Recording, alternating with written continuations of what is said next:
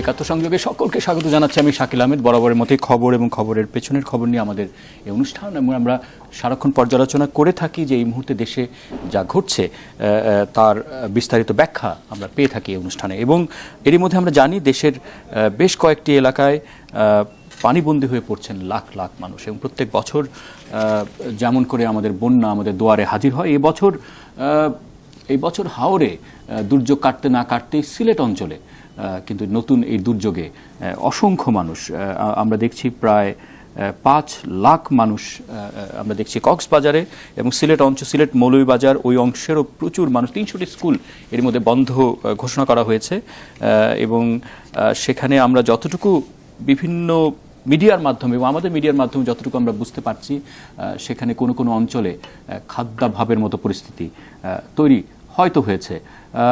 কিন্তু এই বন্যাটি তো আগে থেকে বুঝবার কথা ছিল যে এই বন্যাটি এই সময় হবার কথা। প্রায় 10 বছর পরপর যে বড় বন্যার পূর্বাভাসের কথা আমরা জানি, তারই এটি একটি কিনা। এবং একই সঙ্গে এই বন্যা প্রতি বছর আমাদের দেশে বছর বছর হয়, তবু কেন ক্ষতি আমরা কমাতে পারছি না বছরের পর বছর? নাকি এবছর আরও পরিস্থিতি খানিকটা উন্নতিও নাকি আছে? সেসবই আমরা বুঝতে চাই, জানতে চাই। সে কারণেই একেবারে আমাদের সঙ্গত অতিথি আজকে আমাদের সঙ্গে আছেন মোহাম্মদ শাহ কামাল, সচিব, দুর্যোগ ব্যবস্থাপনা ত্রাণ মন্ত্রণালয়। আপনাকে অনেক ধন্যবাদ আমাদের সঙ্গে আলোচনায় যোগ দিতে পারার জন্য। মাহফুজুর রহমান, মহাপরিচালক, বাংলাদেশ পানি উন্নয়ন বোর্ড, আপনাকে অনেক অনেক ধন্যবাদ। একই সঙ্গে আমাদের সঙ্গে আলোচনায় আছেন সিলেটে এই মুহূর্তে ৭১ টেলিভিশনের পক্ষে খবর সংগ্রহ করছেন নয়ন আদিত্য, আছেন Shashanka Sadi, head of emergency programme BRAC international. আপনাদের সকলকে অনেক অনেক ধন্যবাদ। আমার মনে হয় আমরা আলোচনার সময় না বাড়িয়ে আলোচনায় সরাসরি ঢুকে পড়ি। নয়ন আদিত্য, আপনি সিলেটে কি দেখতে পাচ্ছেন? বিশেষ করে এখন যে বন্যাটি আমরা সেখানে খেয়াল করছি, সেই বন্যাটি তো কাঙ্ক্ষিতই তো ছিল। সেখানকার মানুষ কি বলছেন?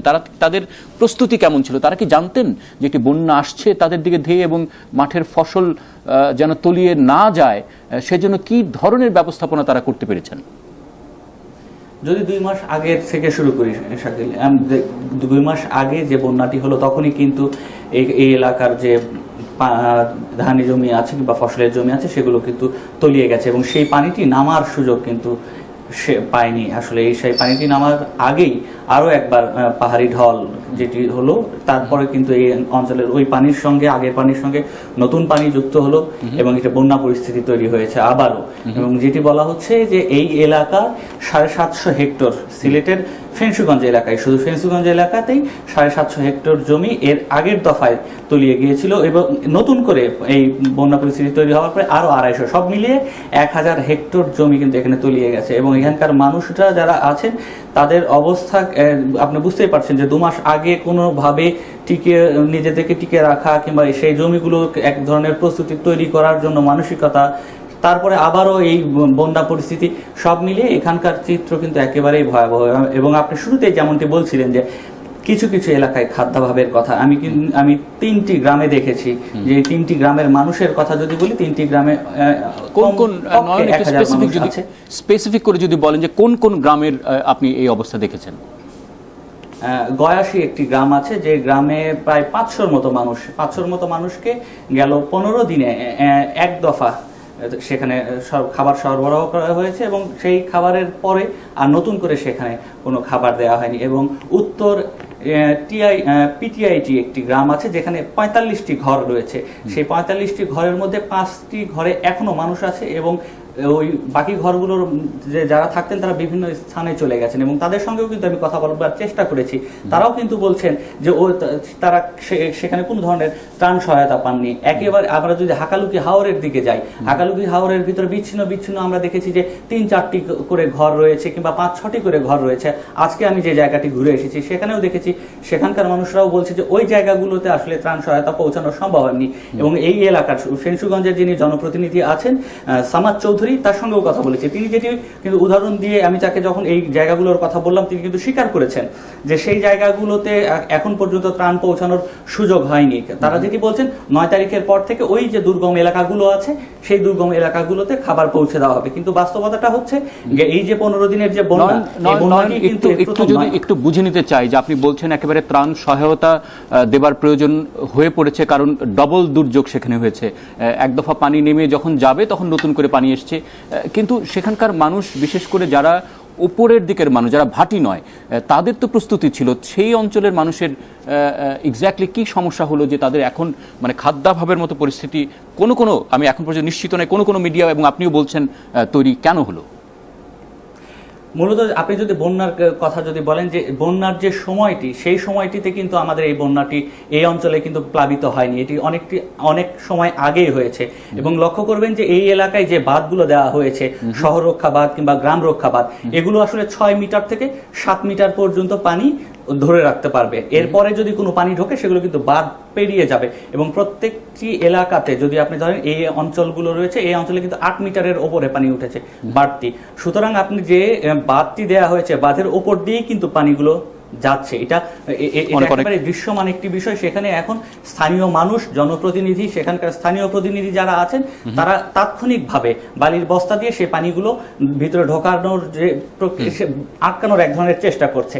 সেই চেষ্টার মধ্যে দিয়ে আমরা এরকম 2টি বাঁধ আমরা দেখেছি এবং অন্যান্য বাঁধ। নয়ন, আপনি থাকবেন আমাদের সঙ্গে আলোচনায়, আপনি আছেন, আমার মনে হয় খানিকটা আমরা বুঝে আসি। আমাদের সঙ্গে তো যেহেতু আছেন সচিব, দুর্যোগ ব্যবস্থাপনা ত্রাণ মন্ত্রণালয়ের মোহাম্মদ শাহ কামাল, আপনি শুনছিলেন আমাদের প্রতিনিধিকে, আমাদের সহকর্মীকে, এই মুহূর্তে তিনি সিলেট থেকে কথা বলছেন। আপনি শুনে আপনার কি মনে হলো? আপনি তো মাত্রই তো বোধহয় সিলেট থেকে ফিরলেন, সেখানকার পরিস্থিতি কি আপনার কাছেও একই রকম মনে হয়েছে, নাকি আপনাদের উদ্যোগ সেখানে এখন কি আছে? আমি আপনাদের যে সিলেট থেকে যে প্রতিনিধি কথা বলছেন, ওনার সাথে কিছু দ্বিমত আমার আছে। এবং উনি নিজেও দেখেছেন যে আমি জেলা পর্যায়ে সভা করেছি সিলেটে।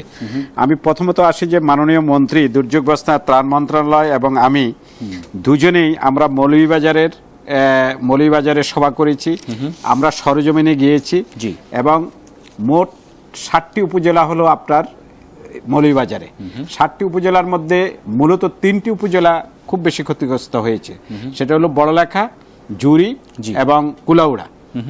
আমার কাছে ভোরের কাগজের খবর আছে বড়লেখায় বন্যায় তীব্র খাদ্য সংকট, ত্রাণ বঞ্চিত মানুষ, যোগাযোগ বিচ্ছিন্ন। আমি বলছি যে যোগাযোগ বিচ্ছিন্ন কিছু রাস্তার উপর, কিন্তু আমাদের যে ত্রাণের যে তীব্র সংকট, এটা আপনি আমার এখন কিছু কথা শুনলেই আপনি পরিষ্কার হবেন এই তথ্যগুলো সঠিক নয়, এটা ভিন্নভাবে উপস্থাপিত হচ্ছে। আচ্ছা, কারণ হাওরে আমাদের মার্চ মাসের পরে, হাওরে ফসলহানির পরে আমরা কিন্তু সেখানে 3,80,000 পরিবারকে যে খাদ্য সহায়তা দিচ্ছি, সেটা কিন্তু কন্টিনিউ চলছে। সেটা জুলাই মাস পর্যন্ত অলরেডি আছে এবং এই অঞ্চলগুলো কিন্তু সেটার মধ্যে অন্তর্ভুক্ত।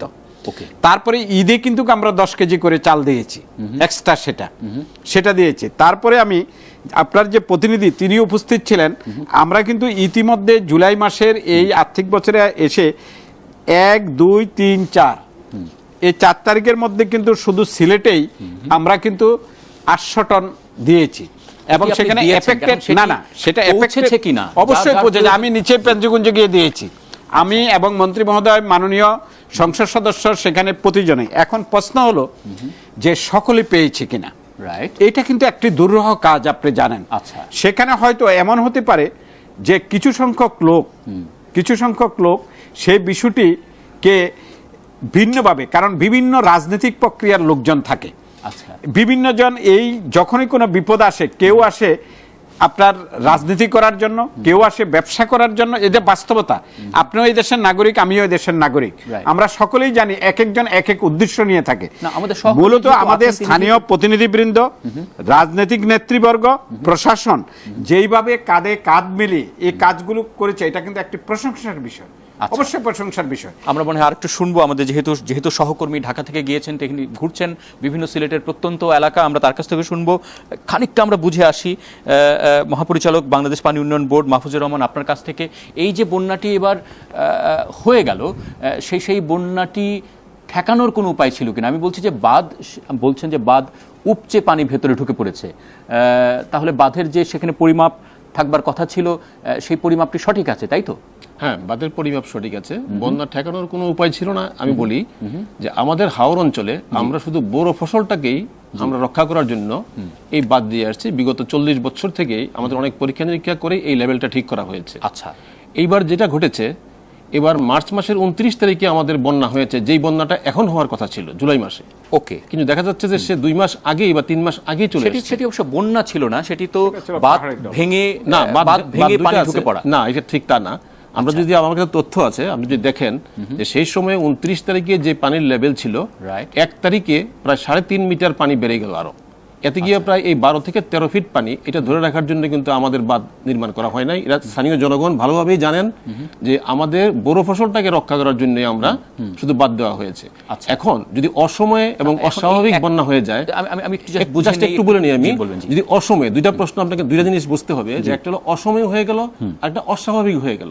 এই দুইটাকে রক্ষা করা কোনো বাদ দিয়ে সেখানে রাখা সম্ভব না। আচ্ছা, কিন্তু এই যে আপনি বলছেন 3.5 মিটার বা 3.5 ফুট, আপনি বলছেন 3.5 মিটার, 3.5 মিটার আপনি 12 বলছেন, এইটি কি এই কারণে যে নদীগুলো সিল্টেড হয়ে গেল, নদীগুলো ভরাট হয়ে গেছে, সেই কারণে পানি উপচে পড়ছে নাকি না, এটি? না, বিষয়টা না, কিন্তু আমি জি, নিজের না। সরজমিনে গিয়েছি। বলবেন, আমার বলবেন। মনে হয় ডিজি সাহেব, জি, হাকালুকি হাওরে 2004 সালে একটা বাঁধ হয়েছে, রাইট। এবং সেই বাঁধটি হলো মূল কারণ যেই পানিটা আমার সুরমা নদী থেকে কুশিয়ারা হয়ে বেরিয়ে যাবে, এই বাঁধটির কারণে কিন্তু সেটা বেরোতে পারছে না। এবং একই সঙ্গে কুশিয়ারাতে যে আমরা শুনেছি, আমাদের সহকর্মীরা নিশ্চয়ই আরো বলবেন, যে সেখানে যে ড্রেজিং করা হয়েছে কুশিয়ারার একেবারে ভাটিতে করা হয়েছে, যেটি করবার কথা উজানে, ফলে হ্যাঁ, ভাটিতে এটা একটা প্রবলেম, এবং সেটা ভরাট হয়ে আছে, এবং এবং ধারণ সেখানে ক্ষমতা পানি যে কমে ঢুকে গেছে। পড়েছে। জি, সেখানে আমি বোধহয় বলবেন, একটু বলি। বলবেন, আমি বলবেন। প্রথমে যে কথাটা বললাম, এটা কিন্তু সুনামগঞ্জ এবং এদিকের অংশটা বললাম। কুশিয়ারার যেটা আছে, কুশিয়ারা কিন্তু অলওয়েজ হাই থাকে। হাকালুকি হাওরে কিন্তু আমাদের পুরো হাওর যেটা প্রোটেকশন, হাকালুকিতে আমাদের কোনো প্রোটেকশন নাই। আচ্ছা, আচ্ছা, কুশিয়ারাতে ফেঞ্চুগঞ্জে যেটা আছে, আমাদের একটা ক্লোজার করা হয়েছে, এটা ডিস্ট্রিক্ট অ্যাডমিনিস্ট্রেশনের যে ডুবে যায় সেটাকে রক্ষা করার জন্য একটা ডাইভারশন আছে। আচ্ছা, আর জুরির যে অংশটা, যেখানে পানিটা জমাট বাঁধে, নিচের অংশটা, এই জায়গাটা ন্যাচারালি হাই, সেটাকে আমরা কিছুটা ড্রেজিং করেছি, এবং এটা আমাদের ড্রেজিং পরিকল্পনাও আছে আরো ভবিষ্যতে সেটা নেওয়ার জন্য। আচ্ছা, এই জুরি সহ। আচ্ছা, তো কুশিয়ারার পানিটা হাই থাকাতে এটা জুরিতে গিয়ে সে আরো পাহাড়ের কারণে কনস্ট্রিক্টেড হয়ে যায়। সেখানে দেখা যায় যে ওইখান থেকে পানি নামতে সাধারণত দেরি হয়ে যায়। এই জুরি থেকে যখন কুশিয়ারাতে পড়বে, ওই সময়টাতে দেরি হয়ে যাচ্ছে পানিটা এইখানে। আচ্ছা, ওই মুখটা তার মানে নতুন করে ড্রেজিং করবার একই সাথে আরেকটা সুযোগ প্রবলেম আছে, রয়ে গেছে। জি, বলবেন, একই সাথে বলবেন। প্রবলেমটা জি, আছে, এই যে অমাবস্যা কাছাকাছি আসার কারণে যেই পানিগুলো নামবে, সেখানে জোয়ারের কারণে কিন্তু পানি ওইভাবে কিন্তু যেতে পারছে না, এটাও একটা কারণ, যার কারণে পানিটা কিন্তু একটু স্থবির অবস্থায় আছে। আচ্ছা, ফলে সেই পানিগুলোই বা আসলো কোত্থেকে? আমি বলছি যে এটা- পানি এটা এখন তো আসামের যে এখানে বোধহয়, হ্যাঁ, এটাই বলবেন। জি, জি, একটু বোধহয় বলা উচিত। বলবেন যে পানি উন্নয়ন, যে জি, কথা আপনি- বললেন যে বন্যা কিভাবে হলো, মেইন কারণটাই ছিল আমাদের আসামের চেরাপুঞ্জিতে অল্প সময়ের মধ্যে 1100 মিলিমিটার। না, সেটা পিছনেরটা ছিল, এবারকারটা সেটা কিন্তু আসামে। এবারকারটা হচ্ছে এইদিকে। জি, আচ্ছা, এবারে আসামে অতিবৃষ্টি হয়েছে, বাংলাদেশেও বৃষ্টি হয়েছে, বাংলাদেশেও বৃষ্টি হয়েছে। এবং এই দুই বৃষ্টির যে পানির প্রবাহ, এই পানির প্রবাহটা যেটা আমাদের সুরমা কুশিয়ারা হয়ে যেভাবে যাওয়ার কথা ছিল, সেটা কিন্তু ওইভাবে পানি কিন্তু নিচে নেমে যেতে পারেনি, যার কারণে পানিটা কিন্তু এখানে প্রেসার হয়ে, এবং সেটা কিন্তু অলরেডি আমাদের উপরের দিকে উঠে আসছে। আপনার বিবেচনায় নেমে যেতে পারেনি কেন? নেমে যেতে পারেনি ওই যে 2004 সালে হাকালুকিতে একটি বাঁধ হয়েছে, সে বাঁধের অবস্থাগুলোর কারণে, হাকালুকি এটা হাওরের man-made। বাঁধের কারণে। এটা ম্যানমেড। আচ্ছা, সেটি ম্যানমেড। সেই বিষয়ে কি পানি উন্নয়ন কর্মকর্তা আপনার কাছে কি কোনো রকম তথ্য আছে কিনা হাকালুকি হাওরের? আমরা হাকালুকি হাওরে আমরা কোনো বাঁধ নির্মাণ করি নাই। আচ্ছা, সেটি মানুষ হয়তো তৈরি তাদের করেছে, সুবিধার্থে করেছিল, তাদের সুবিধার্থে করেছিল। আপনি বলছেন যে এই পুরো সিলেট অঞ্চলের এখন যে বন্যা পরিস্থিতি, সেটি কেবল ওই একটি হাওরের বাঁধের কারণে আটকে আছে, তাই কি শাহ কামাল? না, একটা বাঁধের হলো একটা কারণ, আরেকটা হলো নদীর ড্রেজিং না করা হলো আরেকটি কারণ ওইটার উপরে পলি পড়ে ইয়ে হয়েছে, ধারণ ক্ষমতা কমে গেছে। আচ্ছা। আরেকটা হলো যে অতিবৃষ্টি হয়েছে, যেটা এই সময় কখনো 100 মিলিমিটার 120 মিলিমিটার বৃষ্টিপাত হয়নি। আমরা জলবায়ু প্রভাবের মধ্যে হয়তো এর মধ্যে পড়ে গেছে। আমাদের সঙ্গে আছেন Shashanka Sadi, head of emergency programme, BRAC international. আপনি আছেন আমাদের সঙ্গে? হ্যালো, আছি আমি। আচ্ছা, আপনি শুনছেন আমাদের আলোচনা আশা করি এতক্ষণ পর্যন্ত। ফলে আপনার কাছে এখন পর্যন্ত কি তথ্য, যে এবারের সিলেটের যে বন্যা, সেই বন্যার আসল কারণ কি এগুলোই, যে অতিবৃষ্টি এবং পানি নেমে যেতে পারছে না? তাহলে পানি নেমে যেতে পারছে না কেন? আপনার কাছে কি তথ্য? আমি আসলে স্যারের তারের কথা খুব মনোযোগ দিয়ে শুনছিলাম, শাকামা স্যার যেটা বললেন আমার বক্তব্য অনেকটাই তার সাথে মিলে যাবে হয়তো। আমি একটু পিছনের দিকে যদি যাই, যে পানি উন্নয়ন বোর্ডের যিনি বললেন যে আসলে মার্চে বন্যা হয়েছে, সেটা আগাম হয়েছে, এটা এপ্রিলে হলে হতো না, কিন্তু আমরা যে তথ্য প্রমাণ পেয়েছি এবং যে তথ্য সংগ্রহ করেছি তাতে কিন্তু পরিষ্কারভাবে বলা যায় যে সমস্ত ওখানকার যে ফসল রক্ষা বাঁধের কাজ সেটা 28শে ফেব্রুয়ারির আগে শেষ হয়ে যাওয়ার কথা। আচ্ছা, এবং এইটা একটা অন্যতম কারণ, ওইখানকার বাঁধগুলোকে রক্ষা করা যায়নি, ওখানে আসলে বাঁধ দেয়াই হয়নি ঠিক মতো, যার ফলে সামান্য পানির চাপে সমস্ত বাঁধগুলো ভেঙে মানুষের ফসল, এই পরিমাণে ব্যাপক ফসল শুধু মানুষের না, একটা জাতীয় সম্পদের হানি হয়েছে। এবং সরকারকে আজকে এই জায়গাতে অনেক অনেক বেশি এফোর্ট দিয়ে মানুষকে বাঁচিয়ে রাখার জন্য চেষ্টা করতে হচ্ছে এবং প্রতিনিয়ত তারা চেষ্টা করছেন, সেটা একটা বিষয়। দ্বিতীয়ত হচ্ছে যে অবশ্যই আমাদের অনেকগুলো নদীর মুখ যেখান দিয়ে পানি নামার কথা, বিশেষ করে আমি যদি কুশিয়ারা এবং সুরমা ধরি, যে আসলে একটা ট্রান্সবাউন্ডারি নদী, এটা ভারতের যে বাহক নদী আছে সেটার সাথে যুক্ত এবং পানিগুলো সেখান থেকে আসে। তো এই সুরমা কুশিয়ারা যখন পানি নেমে যাওয়ার মূল স্রোতকে তৈরি করে, সেখানে অনেকগুলো জায়গায় অনেক অবস্টাকল তৈরি হয়েছে এবং এই যে পলি জমেছে শুধু না, আমরা নিজেরা আড়াআড়ি বাদ দিয়েছি, রাস্তা করছি, আমরা পূর্ব পশ্চিম রাস্তা করি উত্তর দক্ষিণ নদীগুলোকে আটকে দেওয়ার জন্য। এই বিষয়গুলো আসলে পানি উন্নয়ন বোর্ড আদৌ কখনো বৈজ্ঞানিকভাবে চিন্তা করেছেন কি, এটা নিয়ে শুধু সাধারণ মানুষ না, আমাদের মধ্যে প্রবল ভাবে একটা প্রশ্ন আছে। না, আমি এই সহজ, আপনি যখন বলছিলেন আমি শুনছিলাম, আমার মনে হচ্ছে যে এটি তো প্রতি বছরের ঘটনা, আমরা তো চোখের সামনে এটি আমাদের সঙ্গে উপস্থিত, যে এই নদীগুলো যদি ড্রেজিং, আমি বলছি যে দীর্ঘমেয়াদী পরিকল্পনা সত্যিকার অর্থে আমাদের দেশে বাস্তবায়ন হয় কিনা, কথা বলতে শুরু করেছেন মহাপরিচালক বাংলাদেশ পানি উন্নয়ন বোর্ড। আমাদের তো প্রতি বছরই একই অভিজ্ঞতা, তাহলে সেই অভিজ্ঞতাটাকে আমরা কাজে লাগাচ্ছি না মাঠে? বলবেন। আমি বলবো যে জিনিসটা বললেন যে পানি উন্নয়ন বোর্ড রাস্তা করে, আসলে পানি উন্নয়ন বোর্ড কোনো রাস্তাই করে না, কোনো ব্রিজ করে না। রাইট। এখন প্রশ্ন হলো যে আমাদের ডেভেলপমেন্ট যদি সবগুলি সংস্থায় সমন্বিতভাবে চিন্তা করে ডেভেলপমেন্টটা হয়, যে নদী কেউ যদি আটকিয়ে দেয়, তাহলে তো পানি উন্নয়ন বোর্ডের কাজ তো শুধু বাঁধ রক্ষা করা, বাঁধ বানানো, যদি ওই এলাকার জনগণ বাঁধ চায়। যেমন ধরেন আমরা যতগুলি হাওর আমরা করেছি, তারপরে কিন্তু আমরা হাওড়া নতুন করে করছি না, হাওরে বাঁধ করছি না। কারণ কি? যদি জনগণের চাহিদা থাকে তখনই আমরা আগাচ্ছি। কিন্তু অন্য সংস্থা যদি, আমার একটা হাওর আমি করলাম, হাওরের মাঝখানে গিয়ে যদি কোনো একটা সংস্থা একটা রাস্তা করে, অথবা জনগণ যদি কোনো একটা বাদ দিয়ে ফেলে, সেখানে বাদ দিয়ে ফেলে এবং তারা আমাদেরকে জানাচ্ছে না, এই ধরনের যখন উন্নয়ন হবে, তখন সেই উন্নয়ন তো পানি উন্নয়ন বোর্ড একা সেটাকে বেয়ার করতে পারবে না। অসাধারণ। আমাদের সঙ্গে তো একজন সচিব আছেন একেবারে দুর্যোগ ব্যবস্থাপনা ত্রাণ মন্ত্রণালয়ের, এই সমন্বয়ের দায়িত্বটি আসলে কার, মাননীয় সচিব? সমন্বয়ের দায়িত্বটি মাঠ পর্যায়ে যদি বলি আমরা, যে সেটার দায়িত্ব হলো সকল উন্নয়নের একটা উন্নয়ন কমিটি আছে জেলাতে, এবং সেটা সভাপতি হলেন জেলা প্রশাসক। কোন আপনার ডিপার্টমেন্ট কি কাজ করবে এবং প্রতি মাসে একটা সভা হবে, সেটা হবে। আর আমাদের যে কেন্দ্র পর্যায়ে যেটা সচিবালয়, সেটা মূলত প্রত্যেক মন্ত্রণালয় যখন কাজগুলো করেন, সেই মন্ত্রণালয় সেটা সমন্বয় করে থাকেন। এখানে যেটা আমি আগেও বলেছি, প্রত্যেকটা মন্ত্রণালয় তো আলাদা আলাদা করে যার যার রাস্তা তিনি বানিয়ে ফেললেন, যার যার ব্রিজ তিনি বানিয়ে ফেললেন।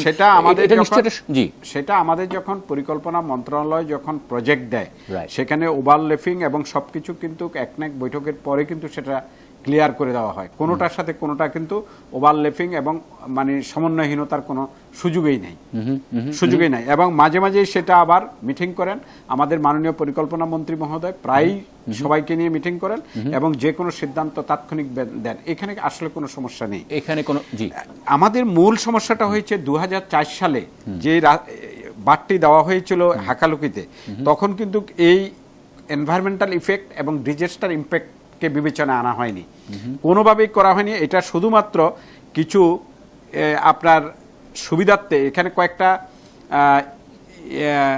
ইটের করা হয়েছে, খোলা করা হয়েছে, যেটার কারণে কিন্তু আজকের এই প্রবলেমটি দীর্ঘদিন পরে 13 বছর পরে কিন্তু দেখা দিয়েছে। তার মানে হচ্ছে খেয়াল করবেন যে সমন্বয়ে আমরা মিটিং করেছি, সবই করেছি, তবু কিন্তু তার ফাঁক গলে ওইখানে মাঠ পর্যায়ে কিন্তু এটা কখনোই হয়ে গেল।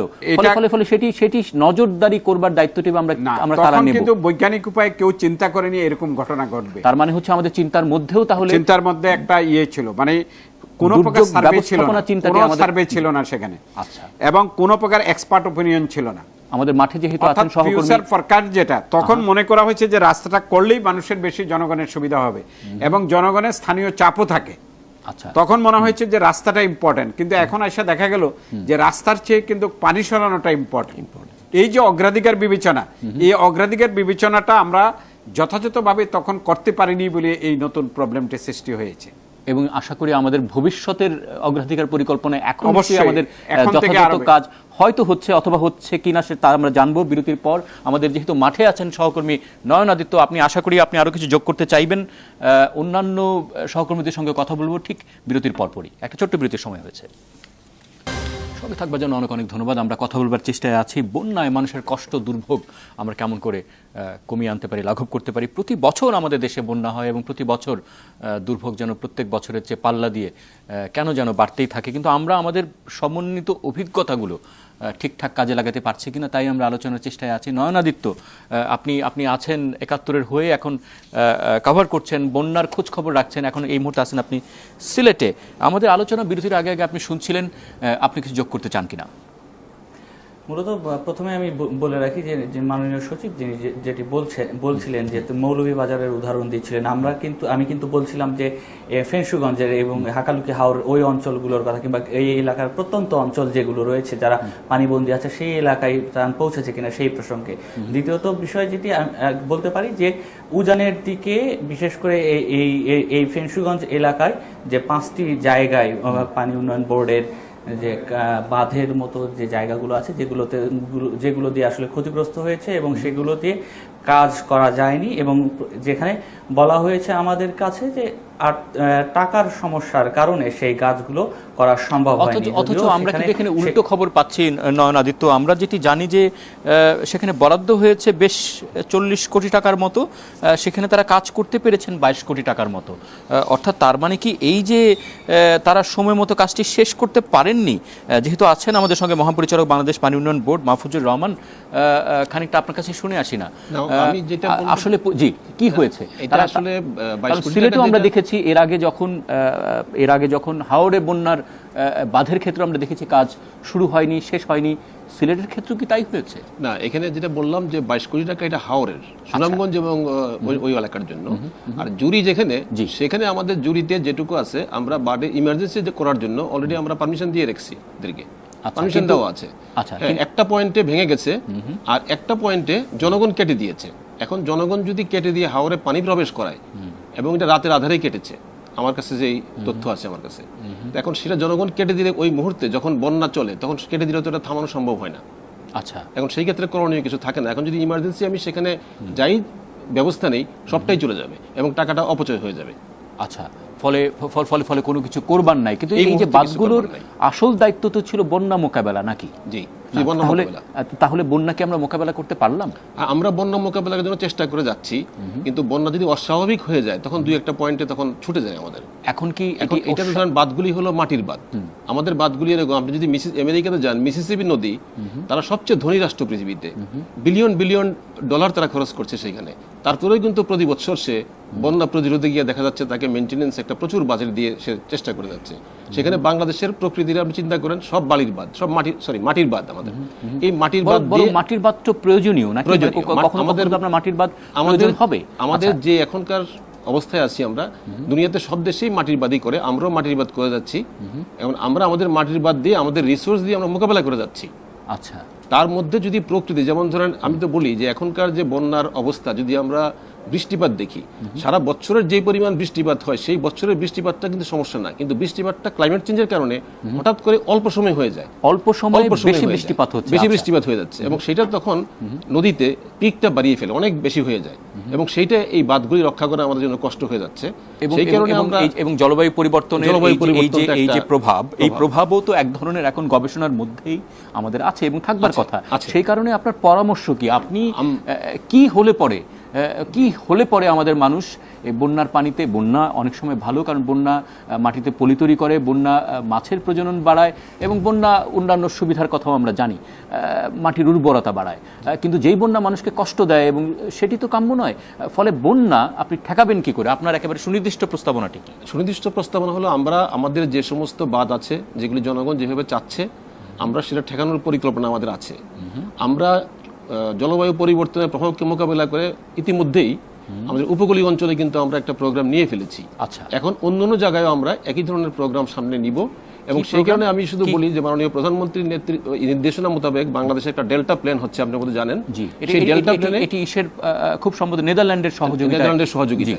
সেই ডেল্টা প্ল্যানে কিন্তু এই সমস্ত বাঁধগুলিকে, যতগুলি স্ট্রাকচার আছে, বাঁধ আছে, সেগুলিকে আরো আধুনিক করে আমরা আগামী 100 বছরের পরিকল্পনা নিয়ে কিন্তু আমরা এগোচ্ছি বাংলাদেশ সরকার।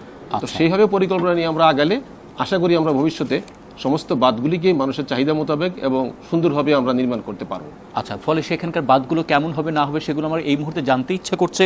শশাঙ্ক সাদি, আপনি আছেন আমাদের সঙ্গে, head of emergency programme BRAC international. আপনি এই ডেল্টা প্ল্যান সম্পর্কে আপনার কাছে কোনো আপনি এই নিয়ে কোনো মন্তব্য করতে চান কিনা, পরামর্শ দিতে চান কিনা? এটা অবশ্যই আমাদের একটা মহাপরিকল্পনার একটা বড় পার্ট, এবং আমরা এই প্রথমবারের মতো যে 100 বছরের পরিকল্পনা করছি, এটা খুবই একটা, মানে আমি বলবো যে অত্যন্ত পজিটিভ দিকগুলো আছে। তবে আমি যদি একটু মহাপরিচালকের কথায় ফিরে যাই, যে এই যে আমাদের যে একটা পার্সপেক্টিভ যে আমাদের বাদ দিয়ে বন্যা ঠেকাতে হবে, বাংলাদেশে কি আদৌ এই পরিকল্পনা সম্ভব? কারণ আমরা আমাদের যশোর সাতক্ষীরা অঞ্চলে যে জলাবদ্ধতা তৈরি করেছি এই কিন্তু এই বাঁধের মহাপরিকল্পনা দিয়ে। আমরা আজকে হাওড়ে শাহ কামাল স্যার বারবার বলছেন হাকালুকি বাঁধের কথা, এরকম অসংখ্য ছোট ছোট বাঁধ দিয়ে আজকে হাওড়ের পানি পর্যাপ্তভাবে নামতে পারছে না এই বাঁধের কারণে। মানে আমাদের এই মানসিকতাটা আসলে আমাদের ডেল্টার জন্য কতটুকু উপযোগী সেটা চিন্তা করার বিষয় আছে। ফলে কোথাও আমি এটা নিয়ে কথা বলতে গেলে আসলে গভর্নেন্স নিয়ে হবে, আমি এটা নিয়ে বলবো না। কিন্তু এবার যদি আমরা দেখি যে আমাদের আরেকটা জায়গায় একটা বড় গ্যাপ থেকে যাচ্ছে, যে পানি যে যখন নামছে তখন এই তথ্যটা জনগণের কাছে সময় মতো পৌঁছাচ্ছে না, যে আগামী 5 দিন 10 দিনে কি পরিমাণ পানি ওখানে আসবে এবং কি পরিমাণ পানি উপচে চারদিকে চলে যাবে। এই জায়গাটা নিয়ে কিন্তু আমরা সহজেই কাজ করতে পারি। এটা কিন্তু আমাদের পরিকল্পনার একটি বড় অংশ হওয়া উচিত, এবং ওভারঅল পানি উন্নয়ন বোর্ডের এই পার্সপেক্টিভের একটা রিস্ট্রাকচারিং হওয়া দরকার। না হলে আমাদের এখানে বলে একটু আমার বলতে হবে। জি, বলবেন। জি, বন্যা ঠেকানোর পরিকল্পনা নিয়ে আসলে আমরা কোনোভাবেই এই ধরনের বন্যাকে আমরা মোকাবেলা করতে পারবো না। বলবেন। আমি একটু বোধহয় বলতে হবে। জি, আপনি যেই বাঁধের কথা বললেন হাকালুকি হাওরে, আমি তো প্রথমেই বলেছি যে আমরা বাঁধ নির্মাণ করি নাই, স্থানীয়ভাবে নির্মাণ করেছে এটা। আর আপনি ওইদিকে চলে গেলেন যশোরের যেটা ভবদাহ, আপনি বলছেন যে আমার বাঁধের কারণে হয়েছে। আমার বাঁধের কারণে হয়েছে সেটা না, আমার গঙ্গার যদি দেখেন, আমার গঙ্গার যে ফ্লো ছিল 1970 সালে আমার ড্রাই সিজনে ফ্লো থাকতো 1 লাখের উপরে, 1 লাখ কিউসেকের উপরে। আর এখন আমি সেখানে পাচ্ছি গিয়ে ওই সিজনে 20,000 কিউসেক। আমার যেই ডেপটা থাকতো, উচ্চতা থাকতো, সেই উচ্চতাতে থাকতো প্রায় 1.5 মিটার উপরে, 5 ফিট 6 ফিট পানি বেশি থাকতো গঙ্গায়। তো সেই পানি থাকলে তখন সেই পানির প্রবাহে সমস্ত সেডিমেন্টগুলিকে সাগরে নিয়ে যেত। কিন্তু এখন কি হচ্ছে, আমার পানির প্রবাহ যদি উপর থেকে আমার পানির প্রবাহ না আসে, তাহলে সাগর থেকে যে উল্টা দিকে যে ফ্লোটা আসে, সাগরের ফ্লোটা যেটা আপল্যান্ডের দিকে আসছে, সেখানে সে সেডিমেন্ট নিয়ে আসছে। সেই সেডিমেন্টটা আমার নদীকে বন্ধ করে দিচ্ছে, বন্ধ করাতে জলাবদ্ধতার সৃষ্টি হচ্ছে। সুতরাং কারণ আপনি যদি একটা কারণে যান তা তো না, উন্নয়ন সাথে অনেকগুলি কারণ সেখানে আমি একটু বলতে দেন। তারপরে আপনি বলেছেন যে পানি উন্নয়ন বোর্ড আমরা পৌঁছাই না, আমাদের ফ্লাড ফোরকাস্টিং ওয়ার্নিং সেন্টার। আমি বলবো যে এশিয়াতে একটা জাপানের পরে বাংলাদেশের ফ্লাড ফোরকাস্টিং ওয়ার্নিং সেন্টার সবচেয়ে ভালো আমরা তথ্য দিচ্ছি। আমরা 3 দিনে 85% অ্যাকুরেসিতে তথ্য দিচ্ছি, একদিনে 95% অ্যাকুরেসি দিচ্ছি, এবং সেই তথ্য প্রতিদিন আমরা সকালে এবং বিকালে 6টায় দুইটাই আমরা দিচ্ছি, এবং জেলা প্রশাসন সহ সর্বস্তরে আমরা এটাকে মোবাইলের মাধ্যমে SMS করে প্রতিদিন দিচ্ছি আমরা সেটা। এবং আপনি যদি বলেন যে আমরা সেটি দিচ্ছি না, মাঠ এটা কিন্তু পর্যায়ে ঠিক না। যারা দুর্যোগে আক্রান্ত তাদের কাছে পৌঁছছে কিনা এবং পৌঁছতে পারছে কিনা, মোহাম্মদ শাহ কামাল, সচিব দুর্যোগ ব্যবস্থাপনা ত্রাণ মন্ত্রণালয়, আপনি এই পর্যায়ে একটুখানি যুক্ত হতে চান কিনা এই আলোচনায়? আমি প্রথমত যেটা আমাদের মহাপরিচালক মহোদয় বললেন ডেল্টা প্ল্যান, জি, এই ডেল্টা প্ল্যান নিয়ে একটু কথা বলতে চাচ্ছি, কারণ যেটা 100 বছরকে টার্গেট করে করা হচ্ছে, সেখানে যে শুধু বাঁধ তা নয়, আমাদের টোটাল নদী ব্যবস্থাপনা, অর্থাৎ নদীর ড্রেজিং থেকে আরম্ভ করে বাঁধ টেকসই পুরো বিষয়টাকে কিন্তু একটা ম্যানেজমেন্টের আওতায় চিন্তা করা হচ্ছে এবং নেদারল্যান্ড সরকারের কারিগরি সহযোগিতা সেটা কাজ হচ্ছে। আমার কাছে মনে হয় এই বিষয়গুলো কয়েকটা ধাপে হবে এবং এই প্রতিটা ধাপ যখন একটা একটা করে যখন শেষ হবে তখনই কিন্তু আমরা সুবিধা পাবো। এবং আমাদের যে প্রতি বছর, যদি আমি একটু পিছনে আসি, 2015 সালে আমাদের 19টি জেলায় কিন্তু বন্যা হয়েছে উত্তরাঞ্চলে, 2016 সালে হয়েছে 21টি জেলায়, এই বছর হয়েছে আমাদের সিলেট অঞ্চলে। কিছু এলাকায় কিন্তু আমাদের ফার্স্ট ফ্লাড হচ্ছে, যেমন আমাদের কক্সবাজারের চকরিয়া এবং পেকুয়া। এই যে আমাদের এই যে বন্যার যে একটি অবস্থা, এটার পূর্ব প্রস্তুতি হিসাবে আমাদের কিন্তু কাজ করবে ডেল্টা প্ল্যান এবং সেই ডেল্টা প্ল্যানটি যখন নাকি আমরা সাকসেসফুলি শেষ করতে পারবো তখন কিন্তু আমাদের এই অবস্থা থেকে আমরা কিন্তু বের হয়ে আসতে পারবো। এটা খুবই জরুরি। আমার মনে হয় সেই প্ল্যান বাস্তবায়নের বিষয় আসলে খুঁটিনাটি নিয়ে নিশ্চয়ই আমরা অন্য আরেকদিন আরো বিস্তারিত কথা বলতে পারবো। যে কিন্তু যেহেতু আপনি বলছিলেন, আমি কি একটা পয়েন্ট বলতে পারি কক্সবাজারের কথা, জি বলবেন, একটু শুনে নিই আপনার কাছে, চট করে বলবেন। আমি আবারও যেটা শাহ কামাল স্যারের সাথে মিলিয়েই বলবো যে অবশ্যই আমাদের সুদূর প্রসারী পরিকল্পনা করবে, কিন্তু মাননীয় মহাপরিচালক সাহেব বারবার যেটা বলছেন যে গঙ্গার পানি কমে গেছে এবং আমাদের হয়ে গেছে, এই বিষয়ে কিন্তু বহু ধরনের আমরা মাঠে কাজ করছি, যখন মানুষের কাছে শুনছি যে আসলে শুধুমাত্র পানি কমে গেছে বা এই বিষয়টা না, আমাদের পানি উন্নয়ন বোর্ডের সামগ্রিক চিন্তার মধ্যে একটা স্ট্রাকচারাল বিষয় আছে। নন আমরা বন্যার সাথে কিভাবে কোপ করতে পারি এবং আসলে এই ধরনের বন্যা পরিস্থিতি যাতে না হয়, পানি যাতে দ্রুত নেমে যায়, পানি যাতে আমরা সহনীয় ভাবে থাকতে পারি, সেটা করতে পারি, এই বিষয়টি আসলে নাই। এটাকে যদি যতদিন আমরা আনতে না পারবো পানি উন্নয়ন বোর্ডের সামগ্রিক স্ট্র্যাটেজিতে, আমরা শুধু স্ট্রাকচার দিয়ে বাংলাদেশে বন্যা আমরা বরং একটু জেনেই রাখি না মাননীয় মহাপরিচালক মহোদয় আপনার কাছ থেকে, যে সিলেট অঞ্চলে এক্স্যাক্টলি কোন কোন নদী বা কোন কোন নদী শাসন করা হলে পরে এই বন্যার মুখোমুখি আমরা হব না, এই নিয়ে আপনাদের কাছে কোনো তথ্য বা কোনো পর্যালোচনা আছে কিনা?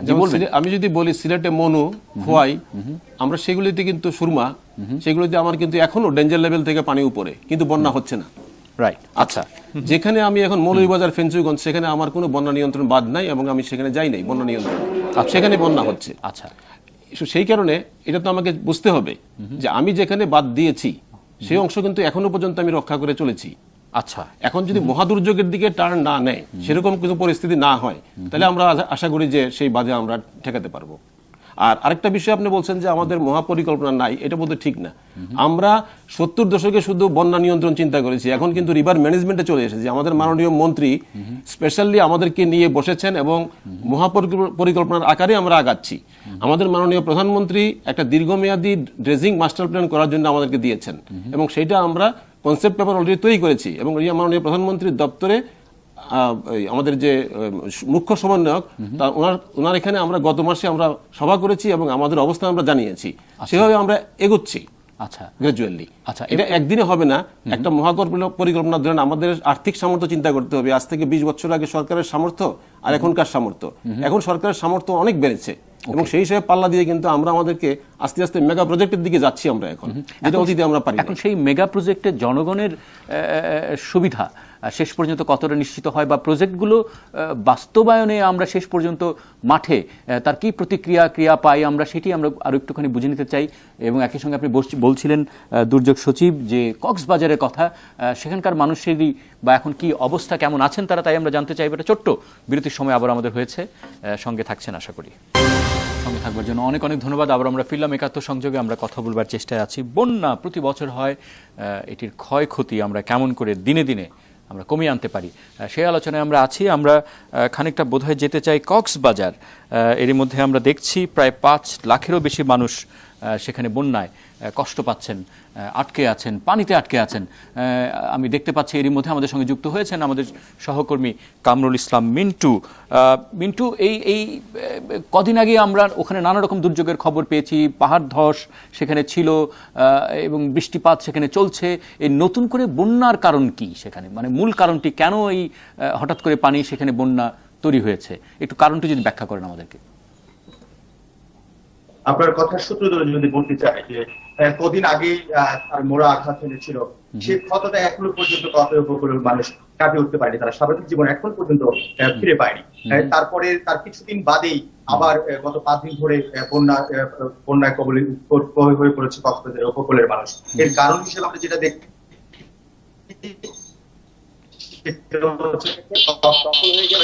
এখানে পানি চলাচল স্বাভাবিকভাবে করতে পারে না। আর যে বিষয়টা হচ্ছে, আপনি কক্সবাজারে যে 595 কিলোমিটার যে বেড়িবাঁধটি আছে, সে 595 কিলোমিটার বেড়িবাঁধ অধিকাংশই জরাজীর্ণ। আবার এবারে নতুন করে চৌফলদন্ডি এবং কক্সবাজার সদরের চৌফলদন্ডি এবং আপনার জালালাবাদ যে বেড়িবাঁধটি আছে সেটাও ভেঙে গিয়েছে, সেখান থেকে পানি ঢুকছে। আবার আরেকটি বিষয়, এখানে যথেষ্ট পরিমাণ সুইচ গেট নেই। আবার যেখানে সুইচ গেট গুলো আছে সেটাও ছোট, অনেকটা ছোট, আবার অপ্রয়োজনীয় সুইচ গেট গুলো বসানো হয়েছে, যার কারণে পানি চলাচলের প্রয়োজন না। আর আরেকটা বিষয়, কক্সবাজারের যে সমস্ত এলাকা আছে সেখানে যে ড্রেনেজ গুলো আছে, সেই ড্রেনেজ গুলো পানি নিষ্কাশনের কোনো ব্যবস্থা নাই, সেগুলো সবসময় ভরাট থাকে। অর্থাৎ পানি চলাচল করবার জন্য যে ব্যবস্থা সেটা একেবারে নেই বললেই চলে। একদিকে সাগরের পানি এসে ধাক্কা দিচ্ছে লোকালয়ে, অন্যদিকে আপনি জানেন পাহাড়ে গাছ নিধন করা হয়েছে।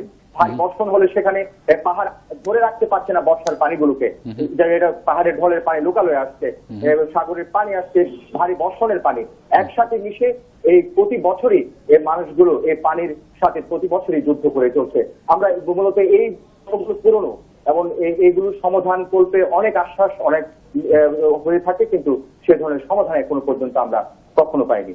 মিন্টু, আমরা শুনছি আপনার কথা এবং আমরা আপনার কথাতে কিন্তু আমরা বুঝতে পারছি মানুষের কি ভয়ঙ্কর পরিস্থিতি সেখানে এরই মধ্যে যুগে যুগে হয়ে আসছে এবং এই বছরেও তার কোনো কমতি আপনার কথার সূত্র ধরে আমরা পাচ্ছি না। তার মানে হচ্ছে, যদি আমরা পয়েন্টে আসি, 595 কিলোমিটার যে বাঁধ সেটি বিভিন্ন জায়গায় ভেঙে আছে, জরাজীর্ণ অবস্থায় আছে। আপনি বলছিলেন অপরিকল্পিত সেতু, অপরিকল্পিত যে স্লুইস গেট, একটি স্লুইস গেট কেমন করে অপরিকল্পিত হতে পারে, এটি তো আমার মাথায় ঢোকে না। আমার সঙ্গে আছেন তো মহাপরিচালক বাংলাদেশ পানি উন্নয়ন বোর্ড মাহফুজুর রহমান, আপনার কাছে কি খবর? কক্সবাজার অংশের ওই বাঁধটি তো বহু দিন ধরে আমরা আলোচনা করছি। জি, বলবেন। আমি প্রথমেই বলি যে অপরিকল্পিত স্লুইস গেট যা বলেছেন এটা অপরিকল্পিত না। আমরা যখন প্রজেক্টগুলি তৈরি করি তখন সম্পূর্ণ সমীক্ষার ভিত্তিতে আমরা তখন এটা করি, এবং ওই সময় এলাকার যে জনগণ, এই কক্সবাজারে আমি নিজেও চাকরি করেছি 1996 থেকে 98 সাল পর্যন্ত। আমরা যখন কোনো বাঁধ তৈরি করি এবং এলাকার জনগণের সাথে আলোচনা করে তৈরি করি আমরা, এবং সেই স্লুইস গেটের যে লোকেশনটা কোথায় হবে সেটা ওনাদের সাথে আলাপ করে এবং ডিজাইনের ভিত্তিতে করা হয়। হ্যাঁ, যেটা বলতে পারেন যে এখন বন্যার পানি যখন সে নামার সময় যদি ওই স্লুইস গেটের কানেক্টিং খালগুলি যদি ভরাট করে ফেলে, তখন দেখা যায় কি বর্জ্য দিয়ে ভরাট হয়ে যাচ্ছে। শুধু যে সেডিমেন্টে ভরা হচ্ছে তা না, যেমন ধরেন পাহাড়ি ঢল যখন নামে, পাহাড়ে গাছ কাটা হচ্ছে, পাহাড়ে বিভিন্ন চাষাবাদ করা হচ্ছে, সেখান থেকে সেডিমেন্টের পরিমাণ অনেক বেড়ে গেছে। অপরদিকে আমাদের জনসংখ্যা বৃদ্ধির কারণে পরিকল্পিতভাবে নগরায়ণ হচ্ছে না, সেখানে দেখা যাচ্ছে যে বিভিন্ন বর্জ্য সেগুলি খালের মধ্যে ফেলা হচ্ছে, যেটা ফেলার কথা না। এই সমস্ত কারণে যদি সেখানে কোনো জটিলতা সৃষ্টি হয় এবং সেটা যদি ড্রেনেজে বাধা দেয়, সেটা তো অপরিকল্পিত স্লুইস বললে আসলে জিনিসটা ভুল হয়ে যাবে। আপনার কাছে কি তথ্য আছে? আমরা শুনছিলাম মাননীয় মহাপরিচালক আপনাকে, সত্যি কি তাহলে কি ঘটনা তাহলে এটি আসলে অপরিকল্পিত নয়, মানুষের সঙ্গে কথা বলি তৈরি হয়েছে? একটু বলি, আমি স্লুইস গেটগুলির কথা বললাম, আর বাঁধের কথা যেটা বললেন, বাঁধ তো যেহেতু বন্যা বেশি হয়েছে, বাঁধের দুর্বল পয়েন্ট আমাদের কিছু কিছু বাঁধ যেরকম আছে, সেই বাঁধগুলিতে যখন যে সমস্ত লোকের কোনো আবাসন থাকে না, দেখা যায় তারা গিয়ে বাঁধের উপরে ঘর বাড়ি বাঁধে। এখন বাঁধের উপরে যখন ঘর বাড়ি বাঁধে তখন কি হয়, বাঁধের সেকশনটা প্রপার থাকে না, আমরা রাখতে পারি না। আবার কিছু জায়গায় উপরে ঘর বাড়ি যদি কেউ করে, সেটি রক্ষণাবেক্ষণের জন্য নিশ্চয়ই কর্তৃপক্ষ থাকবার কথা। কামরুল ইসলাম মিন্টু, ওই আলোচনাতে আমরা আছি এখন পর্যন্ত। অপরিকল্পিত সত্যি হয়ে গেল কেমন করে স্লুইস গেট? আমি টেকগ্রাফের একটা জানতে চাই, টেকনাফের যে নীলা এলাকা আছে সেখানে একটা সুইচ গেট আছে, ওই সুইচ গেট দিয়ে নাফ নদীর পানি এবং একটা খাল আছে, এবং নাফ নদীর পুরোপুরি নাফ নদীর পানি ওখান থেকে চলাচল করতে পারে না। এখান থেকে চলাচল ছোট করে এই স্লুইস গেটটা করা হয়েছে এবং সেখানে আবার চিংড়ি ঘের করা হয়েছে। আচ্ছা। তো প্রথমত অপরিকল্পিত বিষয়টা এরকম যে যেখান থেকে পানি চলাচল করে না সেই জায়গায় কিন্তু স্লুইস গেট তৈরি করা হয়েছে, তাহলে সেটা কোনো কাজে আসছে না। সেখানে যারা চিংড়ি ঘের করে চাষাবাস করে তারাই কিন্তু সেখানে চিংড়ি ঘের করে সেখানে ঘর তৈরি করে সেখানে আবাদ গড়ে তুলেছে এক প্রকার, তো সে কোনো কাজে আসছে না। তো প্রতিনিয়ত ওই বাদ দিয়ে ওই স্লুইস গেট এর পানি উপড়িয়ে নাফ নদীর পানি এসে এলাকাগুলো প্লাবিত করছে। এরকম অহরহ কক্সবাজারের সদরের বেশ কিছু এলাকা আছে, স্লুইস গেট আছে, এই ধরনের করে গড়ে তোলা হয়েছে, অর্থাৎ এখানে তৈরি করা হয়েছে বাঁধ তৈরি করা হয়েছে চিংড়ি ঘেরের মালিকরা। তো যার কারণে হচ্ছে যে কারণে যে উদ্দেশ্যে এই স্লুইস গেটটা তৈরি সেটা কোনো কাজে আসছে না, সে কথা বোঝাতে চেষ্টা করছিলাম। অনেক অনেক ধন্যবাদ কামরুল ইসলাম মিন্টু। আপনি দীর্ঘদিন সেখানে সাংবাদিকতা করেন, আপনার কাছে নানা রকম খবরের একেবারে বিস্তারিত চুলচেরা আমরা বিভিন্ন সময়ে জানতে পারি। মাহফুজুর রহমান, একই সঙ্গে আপনি যদি উত্তর করতে চান আমাদের সহকর্মীর, এবং একই সঙ্গে ওই যে শহর রক্ষা বাঁধ, তাই নিয়ে নতুন কোনো খবর আপনি দিতে চান কিনা? শহর রক্ষাবাদ না, আমি শুধু নীলার কথাটাই বলি। বলবেন। নীলা, কক্সবাজারের নীল এলাকায় আমাদের যে বাঁধগুলি ছিল, এখনো বাঁধগুলি অনেক সময় আমাদের জরাজীর্ণ হয়ে যায়, আমরা সেটা একটা নির্দিষ্ট সময় পর পর আমরা মেরামত করি।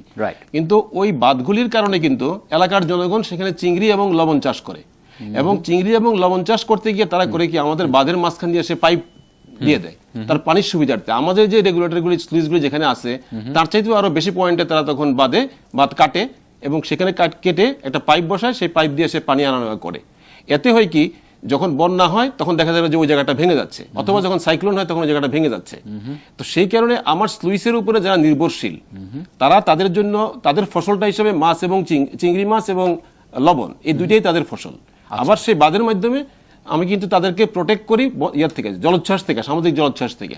এখন জনগণ যদি সেখানে ঘের করে আমার স্লুইস গেটের মুখ বন্ধ করে দেয়, এবং তারা তো প্রভাবশালী সেখানে, এখন সেটা তো আর আমাদেরকে ধরেন আমরা এককভাবে পারি না। যদি আপনারা জনগণের সহযোগিতা পেলে কিন্তু আমরা যেখানেই পাচ্ছি সেখানে কিন্তু আমরা অ্যাকশনে যাচ্ছি সেটা নেওয়ার জন্য, কিন্তু সব জায়গায় তো আমরা সহযোগিতা যদি এককভাবে না পাই তাহলে তো ওই সমস্যাটা দূর করা আমাদের জন্য কষ্ট হয়ে যায়। মাননীয় দুর্যোগ ব্যবস্থাপনা সচিব, এইখানে আপনার কি পরামর্শ হবে?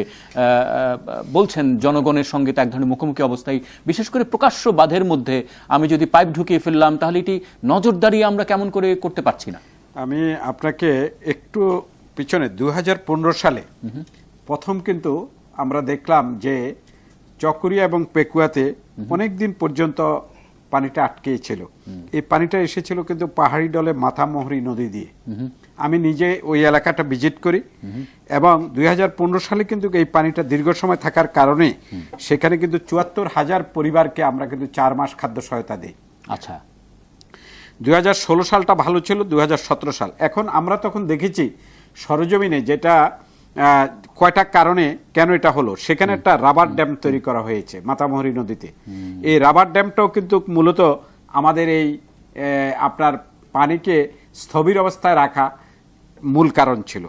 আরেকটি কারণ ছিল যেটা বাঁধ অনেক পুরাতন হয়ে গেছে। বেসিক্যালি বাঁধগুলো বিভিন্ন সময় মেরামত না করার কারণে এর অনেকটা বলতে গেলে টেম্পারি কিন্তু চলে গেছে।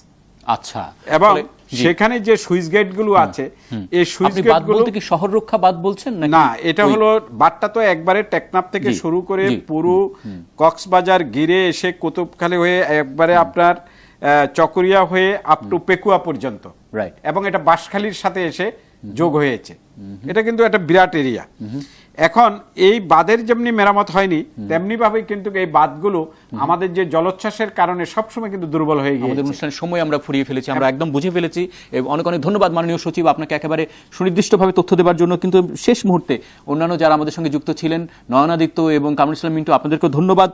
শুধু জানতে চাই মাহফুজুর রহমান, মহাপরিচালক বাংলাদেশ পানি বোর্ড, আপনার কাছে কক্সবাজারের এই লম্বা বড় বাঁধটির নিয়ে নতুন কোনো খবর বা পরিকল্পনা সরকারের আছে কিনা? অবশ্যই আছে। আমরা ইতিমধ্যে কয়েকটা ডিভিবি তৈরি করেছি, এবং এই নীলা যে কথাটা বললেন, বোল্ডার 68, Teknaf 67, 67A, 67B up to Ukhia পর্যন্ত, হোয়াইকং পর্যন্ত, এই পুরোটার জন্য একটা আমাদের ডিভিপি মন্ত্রণালয়ে আমরা পিএসি মিটিং হয়ে গেছে, সেটা আমরা নিয়ে গেছি। আবার কক্সবাজার বন্যার ক্ষয়ক্ষতির জন্য সেগুলি সমস্ত এই যে 595 যেটা আছে সেটা যেখানে যেখানে দুর্বল আছে সেটাকে ধরে আমরা পরিকল্পনা নিয়ে ফেলছি, এবং আমরা আশা করি আগামী 2 থেকে 3 বছরের মধ্যে এটাকে আরো উন্নত পর্যায়ে নিয়ে আসতে পারবো। আরো 2 থেকে 3 বছর, অনেকগুলো নাম্বার আমরা সংখ্যা শুনছিলাম, এই সংখ্যার পেছনে মানুষের মুখগুলো যখন জলজল করে উঠবে এবং মানুষের মুখ যখন রক্ষা পাবে এবং কর্মকর্তারা মাঠ পর্যায়ে গিয়ে কাজ করতে পারবেন আরো ভালো করে। আপনি বলছিলেন অনুষ্ঠানের ফাঁকে যে একসময় আপনাদের জনবল ছিল 24,000, এখন সেখান থেকে নেমে এসেছে কত? 8,000-ই। 8,000। ভালো থাকবেন, সঙ্গে থাকবেন। আমরা যারা এতক্ষণ সঙ্গে ছিলেন 71-এর, এই পরিমাপটি সঠিক আছে তাই তো? হ্যাঁ, বাঁধের পরিমাপ সঠিক আছে। বন্যা ঠেকানোর কোনো উপায় ছিল না। আমি বলি যে আমাদের হাওর অঞ্চলে আমরা শুধু বোরো ফসলটাকেই আমরা রক্ষা করার জন্য এই বাঁধ দিয়ে আসছি। বিগত 40 বছর থেকেই আমাদের অনেক পরীক্ষা নিরীক্ষা করে এই লেভেলটা ঠিক করা হয়েছে। আচ্ছা, এইবার যেটা ঘটেছে, এবার মার্চ মাসের 29 তারিখে আমাদের বন্যা হয়েছে, যেই বন্যাটা এখন হওয়ার কথা ছিল জুলাই মাসে। ওকে, কিন্তু দেখা যাচ্ছে যে সে 2 মাস আগেই বা 3 মাস আগেই চলে এসেছে। সেটি অবশ্য বন্যা ছিল না, সেটি তো বাঁধ ভেঙে না, বাঁধ ভেঙে দুটো পানি আছে। ঢুকে পড়া। না, এটা ঠিক তা না। আমরা যদি, আমার কাছে তথ্য আছে, আপনি যদি দেখেন যে সেই সময় 29 তারিখে যে পানির লেভেল ছিল, 1 তারিখে প্রায় 3.5 মিটার পানি বেড়ে গেল আরো। এতে গিয়ে প্রায় এই 12 থেকে 13 ফিট পানি, এটা ধরে রাখার জন্য কিন্তু আমাদের বাঁধ নির্মাণ করা হয় নাই। এরা স্থানীয় জনগণ ভালোভাবেই জানেন যে আমাদের বোরো ফসলটাকে রক্ষা করার জন্য আমরা শুধু বাঁধ দেওয়া হয়েছে। এখন যদি অসময়ে এবং অস্বাভাবিক বন্যা হয়ে যায়, আমি একটু বলে নিই আমি, যদি অসময়ে, দুইটা প্রশ্ন আপনাকে, দুইটা জিনিস বুঝতে হবে, যে একটা হলো অসময়ে হয়ে গেল আর একটা অস্বাভাবিক হয়ে গেল। এই দুইটাকে রক্ষা করা কোনো বাদ দিয়ে সেখানে রাখা সম্ভব না। আচ্ছা, কিন্তু এই যে আপনি বলছেন 3.5 মিটার বা 3.5 ফুট, আপনি বলছেন 3.5 মিটার, আপনি বলছেন এইটি কি এই কারণে যে নদীগুলো সিল্টেড হয়ে গেল, নদীগুলো ভরাট হয়ে গেছে, সেই কারণে পানি উপচে পড়ছে নাকি? এটি বিষয়টা কিন্তু আমি নিজের সরজমিনে গিয়েছি, বলবেন। আমার মনে হয় ডিজি সাহেব, জি, হাকালুকি হাওরে 2004 সালে একটা বাঁধ হয়েছে, রাইট, এবং সেই বাঁধটি হলো মূল কারণ যেই পানিটা আমার সুরমা নদী থেকে কুশিয়ারা হয়ে বেরিয়ে যাবে, এই বাঁধটির কারণে কিন্তু সেটা বেরোতে পারছে না। এবং একই সঙ্গে কুশিয়ারাতে যে আমরা শুনেছি, আমাদের সহকর্মীরা নিশ্চয়ই আরো বলবেন, যে সেখানে যে ড্রেজিং করা হয়েছে কুশিয়ারার একেবারে ভাটিতে করা হয়েছে, যেটি করবার কথা উজানে, ফলে এটা একটা প্রবলেম, এবং সেটা ভরাট হয়ে আছে এবং সেখানে পানি কমে গেছে। সেখানে আমি একটু বলি, আমি প্রথমে যে কথাটা বললাম কিন্তু সুনামগঞ্জ এবং এদিকের অংশটা বললাম। কুশিয়ারার যেটা আছে, কুশিয়ারা কিন্তু অলওয়েজ হাই থাকে। হাকালুকি হাওরে কিন্তু আমাদের পুরো হাওর যেটা প্রোটেকশন, হাকালুকিতে আমাদের কোনো প্রোটেকশন নাই। আচ্ছা, কুশিয়ারাতে ফেঞ্চুগঞ্জে যেটা আছে, আমাদের একটা ক্লোজার করা হয়েছে, এটা ডিস্ট্রিক্ট অ্যাডমিনিস্ট্রেশনের যে ডুবে যায় সেটাকে রক্ষা করার জন্য একটা ডাইভারশন আছে। আচ্ছা, আর জুরির যে অংশটা, যেখানে পানিটা জমাট বাঁধে, নিচের অংশটা, এই জায়গাটা ন্যাচারালি হাই, সেটাকে আমরা কিছুটা ড্রেজিং করেছি এবং এটা আমাদের ড্রেজিং পরিকল্পনাও আছে আরো ভবিষ্যতে সেটা নেওয়ার জন্য। আচ্ছা, এই জুরি সহ। আচ্ছা, তো কুশিয়ারার পানিটা হাই থাকাতে এটা জুরিতে গিয়ে সে আরো পাহাড়ের কারণে কনস্ট্রিক্টেড হয়ে যায়, সেখানে দেখা যায় যে ওইখান থেকে পানি নামতে সাধারণত দেরি হয়ে যায়। জুরি থেকে যখন কুশিয়ারাতে পড়বে ওই সময়টাতে দেরি হয়ে যাচ্ছে পানিটা এইখানে। আচ্ছা, ওই মুখটা তার মানে নতুন করে ড্রেজিং করবার একই সাথে আরেকটা প্রবলেম আছে, রয়ে গেছে। জি, বলবেন। একই সাথে প্রবলেমটা আছে, এই যে অমাবস্যা কাছাকাছি আসার কারণে যে পানিগুলো নামবে, সেখানে জোয়ারের কারণে কিন্তু পানি ওইভাবে কিন্তু যেতে পারছে না, এটাও একটা কারণ, যার কারণে পানিটা কিন্তু একটু স্থবির অবস্থায় আছে। আচ্ছা, ফলে সেই পানিগুলোই বা আসলো কোত্থেকে? আমি বলছি যে পানি এখন আসামের যে বলবেন। জি, একটু বোধহয় বলা উচিত, বলবেন যে পানি উন্নয়ন, যে কথা বললেন যে বন্যা কিভাবে হলো, মেইন কারণটাই ছিল আমাদের আসামের চেরাপুঞ্জিতে অল্প সময়ের মধ্যে 1100 মিলিমিটার। না, সেটা পিছনেরটা ছিল, এবারকারটা সেটা কিন্তু আসামে, এবারকারটা হচ্ছে এইদিকে।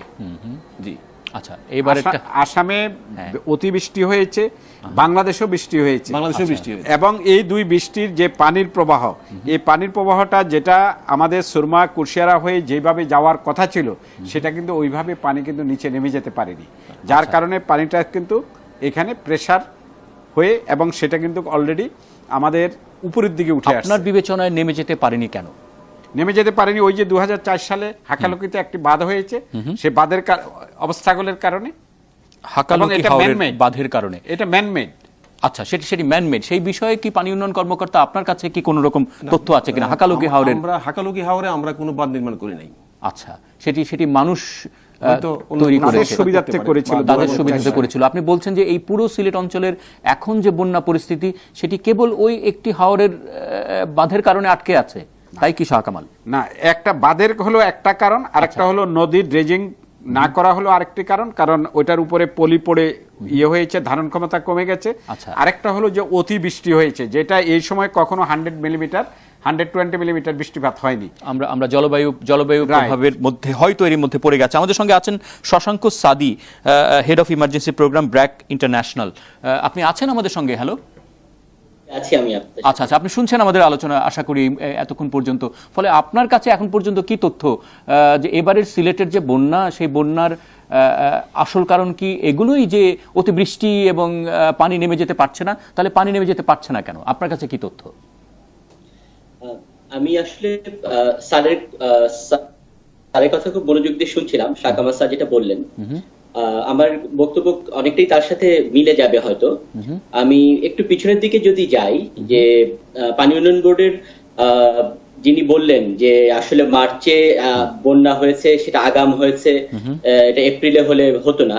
কিন্তু আমরা যে তথ্য প্রমাণ পেয়েছি এবং যে তথ্য সংগ্রহ করেছি তাতে কিন্তু পরিষ্কারভাবে বলা যায় যে সমস্ত ওখানকার যে ফসল রক্ষা বাঁধের কাজ, সেটা 28শে ফেব্রুয়ারির আগে শেষ হয়ে যাওয়ার কথা। আচ্ছা। এবং এইটা একটা অন্যতম কারণ, ওইখানকার বাঁধগুলোকে রক্ষা করা যায়নি। ওখানে আসলে বাঁধ দেয়াই হয়নি ঠিক মতো, যার ফলে সামান্য পানির চাপে সমস্ত বাঁধগুলো ভেঙে মানুষের ফসল, এই পরিমাণে ব্যাপক ফসল শুধু মানুষের না, একটা জাতীয় সম্পদের হানি হয়েছে। এবং সরকারকে আজকে এই জায়গাতে অনেক বেশি এফোর্ট দিয়ে মানুষকে বাঁচিয়ে রাখার জন্য চেষ্টা করতে হচ্ছে এবং প্রতিনিয়ত তারা চেষ্টা করছেন। সেটা একটা বিষয়। দ্বিতীয়ত হচ্ছে যে অবশ্যই আমাদের অনেকগুলো নদীর মুখ যেখান দিয়ে পানি নামার কথা, বিশেষ করে আমি যদি কুশিয়ারা এবং সুরমা ধরি, যে আসলে একটা ট্রান্সবাউন্ডারি নদী, এটা ভারতের যে বাহক নদী আছে সেটার সাথে যুক্ত এবং পানিগুলো সেখান থেকে আসে। তো এই সুরমা কুশিয়ারা যখন নেমে একাত্তর সংযোগে সকলকে স্বাগত জানাচ্ছি আমি শাকিল আহমেদ। বরাবরের মতোই খবর এবং খবরের পেছনের খবর নিয়ে আমাদের এই অনুষ্ঠান, এবং আমরা সারাক্ষণ পর্যালোচনা করে থাকি যে এই মুহূর্তে দেশে যা ঘটছে তার বিস্তারিত ব্যাখ্যা আমরা পেয়ে থাকি এই অনুষ্ঠানে। এবং এরই মধ্যে আমরা জানি দেশের বেশ কয়েকটি এলাকায় পানিবন্দী হয়ে পড়ছেন লাখ লাখ মানুষ, এবং প্রত্যেক বছর যেমন করে আমাদের বন্যা আমাদের দুয়ারে হাজির হয়, এই বছর হাওরে দুর্যোগ কাটতে না কাটতেই সিলেট অঞ্চলে কিন্তু নতুন এই দুর্যোগে অসংখ্য মানুষ, আমরা দেখছি প্রায় 5 লাখ মানুষ আমরা দেখছি কক্সবাজারে, এবং সিলেট মৌলভীবাজার ওই অংশেরও প্রচুর মানুষ। 300টি স্কুল এর মধ্যে বন্ধ ঘোষণা করা হয়েছে। এবং সেখানে আমরা যতটুকু বিভিন্ন মিডিয়ার মাধ্যমে এবং আমাদের মিডিয়ার মাধ্যমে যতটুকু আমরা বুঝতে পারছি, সেখানে কোনো অঞ্চলে খাদ্যাভাবের মতো পরিস্থিতি তৈরি হয়তো হয়েছে। কিন্তু এই বন্যাটি তো আগে থেকে বুঝবার কথা ছিল যে এই বন্যাটি এই সময় হবার কথা। প্রায় 10 বছর পর যে বড় বন্যার পূর্বাভাসের কথা আমরা জানি, তারই এটি একটি কিনা। এবং একই সঙ্গে এই বন্যা প্রতি বছর আমাদের দেশে বছর হয়, তবু কেন ক্ষতি আমরা কমাতে পারছি না বছরের পর বছর? নাকি এবছর আরও পরিস্থিতি খানিকটা উন্নতিও নাকি আছে? সেসবই আমরা বুঝতে চাই, জানতে চাই। সে কারণেই একেবারে আমাদের সঙ্গত অতিথি আজকে আমাদের সঙ্গে আছেন মোহাম্মদ শাহ কামাল, সচিব, দুর্যোগ ব্যবস্থাপনা ও ত্রাণ মন্ত্রণালয়। আপনাকে অনেক ধন্যবাদ আমাদের সঙ্গে আলোচনায় যোগ দিতে পারার জন্য। মাহফুজুর রহমান, মহাপরিচালক, বাংলাদেশ পানি উন্নয়ন বোর্ড, আপনাকে অনেক ধন্যবাদ। একই সঙ্গে আমাদের সঙ্গে আলোচনায় আছেন সিলেটে এই মুহূর্তে 71 টেলিভিশনের পক্ষে খবর সংগ্রহ করছেন নয়ন আদিত্য, আছেন Shashanka Sadi, head of emergency programme BRAC international. আপনাদের সকলকে অনেক ধন্যবাদ। আমার মনে হয় আমরা আলোচনার সময় না বাড়িয়ে আলোচনায় সরাসরি ঢুকে পড়ি। নয়ন আদিত্য, আপনি সিলেটে কি দেখতে পাচ্ছেন? বিশেষ করে এখন যে বন্যাটি আমরা সেখানে খেয়াল করছি, সেই বন্যাটি তো কাঙ্ক্ষিতই তো ছিল। সেখানকার মানুষ কি বলছেন? তাদের প্রস্তুতি কেমন ছিল? তারা কি জানতেন যে একটি বন্যা আসছে তাদের দিকে ধেয়ে, এবং মাঠের ফসল যেন তলিয়ে না যায় সেজন্য কি ধরনের ব্যবস্থাপনা তারা করতে পেরেছেন? যদি 2 মাস আগের থেকে শুরু করি শাকিল, 2 মাস আগে যে বন্যাটি হলো তখনই কিন্তু এই এলাকার যে ধানি জমি আছে কিংবা ফসলের জমি আছে সেগুলো কিন্তু তলিয়ে গেছে, এবং সেই পানিটি নামার সুযোগ কিন্তু সে পায়নি। আসলে সেই পানিটি নামার আগেই আরো একবার পাহাড়ি ঢল যেটি হলো, তারপরে কিন্তু এই অঞ্চলের ওই পানির সঙ্গে আগের পানির সঙ্গে নতুন পানি যুক্ত হলো এবং এটা বন্যা পরিস্থিতি তৈরি হয়েছে আবারও। এবং যেটি বলা হচ্ছে যে এই এলাকা 750 হেক্টর সিলেটের ফেঞ্চুগঞ্জ এলাকায়, শুধু ফেঞ্চুগঞ্জ এলাকাতেই 750 হেক্টর জমি এর আগের দফায় তলিয়ে গিয়েছিল এবং নতুন করে এই বন্যা পরিস্থিতি তৈরি হওয়ার পরে আরো 250, সব মিলিয়ে 1000 হেক্টর জমি কিন্তু এখানে তলিয়ে গেছে এবং এখানকার মানুষরা যারা আছেন তাদের অবস্থা আপনি বুঝতেই পারছেন। যেহেতু আছেন সচিব দুর্যোগ ব্যবস্থাপনা ত্রাণ মন্ত্রণালয়ের মোহাম্মদ শাহ কামাল, আপনি শুনছিলেন আমাদের প্রতিনিধিকে, আমাদের সহকর্মীকে, এই মুহূর্তে তিনি সিলেট থেকে কথা বলছেন। আপনি শুনে আপনার কি মনে হলো? আপনি তো মাত্রই তো বোধহয় সিলেট থেকে ফিরলেন, সেখানকার পরিস্থিতি কি আপনার কাছেও একই রকম মনে হয়েছে নাকি আপনাদের উদ্যোগ সেখানে এখন কি আছে? আমি আপনাদের যে সিলেট থেকে যে প্রতিনিধি কথা বলছেন ওনার সাথে কিছু দ্বিমত আমার আছে এবং উনি নিজেও দেখেছেন যে আমি জেলা পর্যায়ে সভা করেছি সিলেটে। আমি প্রথমত আসি যে মাননীয় মন্ত্রী দুর্যোগ ব্যবস্থাপনা ত্রাণ মন্ত্রণালয় এবং আমি দুজনেই আমরা মৌলভীবাজারে সভা করেছি, আমরা সরজমিনে গিয়েছি এবং মোট 60টি উপজেলা হলো আপনার মৌলভীবাজারে। 60টি উপজেলার মধ্যে মূলত 3টি উপজেলা খুব বেশি ক্ষতিগ্রস্ত হয়েছে, সেটা হলো বড়লেখা, জুরি এবং কুলাউড়া। আমার কাছে ভোরের কাগজের খবর আছে বড়লেখায় বন্যায় তীব্র খাদ্য সংকট, ত্রাণ বঞ্চিত মানুষ, আমি বলছি যোগাযোগ বিচ্ছিন্ন। আমি বলছি যে যোগাযোগ বিচ্ছিন্ন কিছু রাস্তার উপর, কিন্তু আমাদের যে ত্রাণের যে তীব্র সংকট, এটা আপনি আমার এখন কিছু কথা শুনলেই আপনি পরিষ্কার হবেন এই তথ্যগুলো সঠিক নয়, এটা ভিন্নভাবে উপস্থাপিত হচ্ছে। আচ্ছা, কারণ হাওরে আমাদের মার্চ মাসের পরে, হাওরে ফসলহানির পরে আমরা কিন্তু সেখানে 3,80,000 পরিবারকে যে খাদ্য সহায়তা দিচ্ছি সেটা কিন্তু কন্টিনিউ চলছে, সেটা জুলাই মাস পর্যন্ত অলরেডি আছে এবং এই অঞ্চলগুলো কিন্তু সেটার মধ্যে অন্তর্ভুক্ত।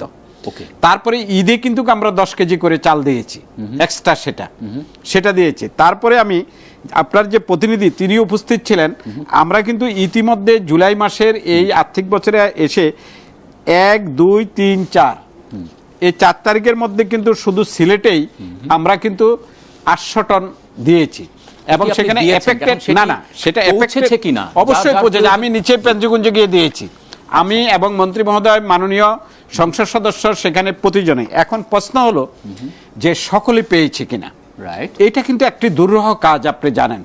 সেখানে হয়তো এমন হতে পারে যে কিছু সংখ্যক লোক সেই বিষয়টিকে ভিন্নভাবে, কারণ বিভিন্ন রাজনৈতিক প্রক্রিয়ার লোকজন থাকে, বিভিন্ন জন এই যখনই কোনো বিপদ আসে, কেউ আসে আপনার রাজনীতি করার জন্য, কেউ আসে ব্যবসা করার জন্য, এটা বাস্তবতা। আপনিও এই দেশের নাগরিক, আমিও এই দেশের নাগরিক, আমরা সকলেই জানি এক একজন এক এক উদ্দেশ্য নিয়ে থাকে। মূলত আমাদের স্থানীয় প্রতিনিধিবৃন্দ, রাজনৈতিক নেতৃবর্গ, প্রশাসন যেইভাবে কাঁধে কাঁধ মিলিয়ে এই কাজগুলো করেছে, এটা কিন্তু একটি প্রশংসার বিষয়, অবশ্যই প্রশংসার বিষয়। আমরা মনে হয় আরেকটু শুনবো আমাদের যেহেতু সহকর্মী ঢাকা থেকে গিয়েছেন, তিনি ঘুরছেন বিভিন্ন সিলেটের প্রত্যন্ত এলাকা, আমরা তার কাছ থেকে শুনবো, খানিকটা আমরা বুঝে আসি।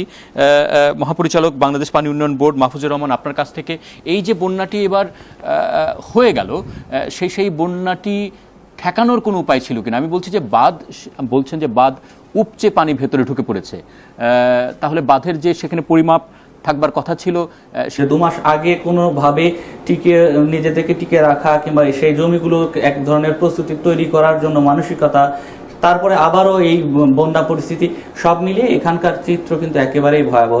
এবং আপনি শুরুতেই যেমনটি বলছিলেন যে কিছু কিছু এলাকায় খাদ্যাভাবের কথা, আমি 3টি গ্রামে দেখেছি যে 3টি গ্রামের মানুষের কথা যদি বলি, 3টি গ্রামে কোন স্পেসিফিক করে যদি বলেন যে কোন কোন গ্রামের আপনি এই অবস্থা দেখেছেন?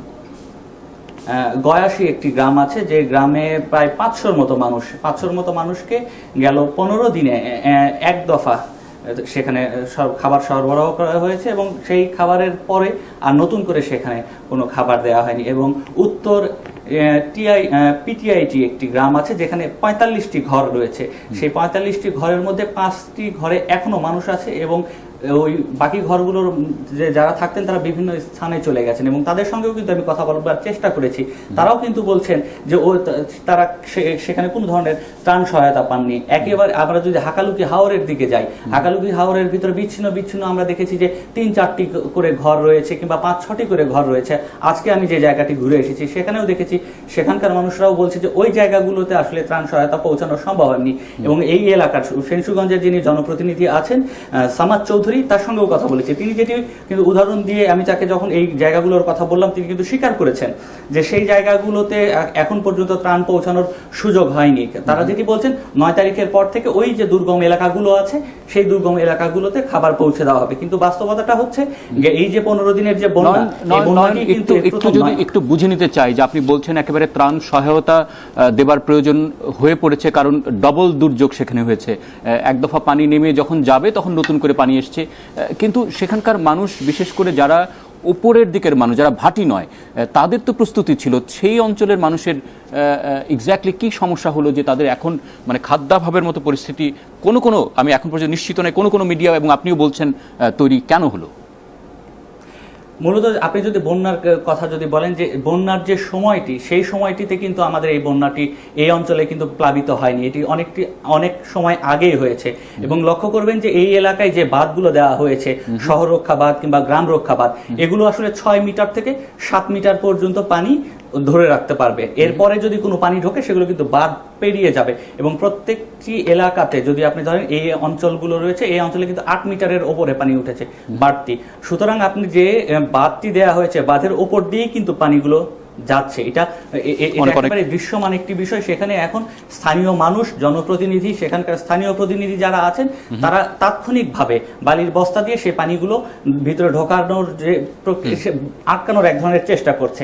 সেই চেষ্টার মধ্যে দিয়ে আমরা এরকম 2টি বাঁধ আমরা দেখেছি এবং অন্যান্য বাঁধ। নয়ন, আপনি থাকবেন আমাদের সঙ্গে আলোচনায়, আপনি আছেন। আমার মনে হয় খানিকটা আমরা বুঝে আসি আমাদের সঙ্গে তো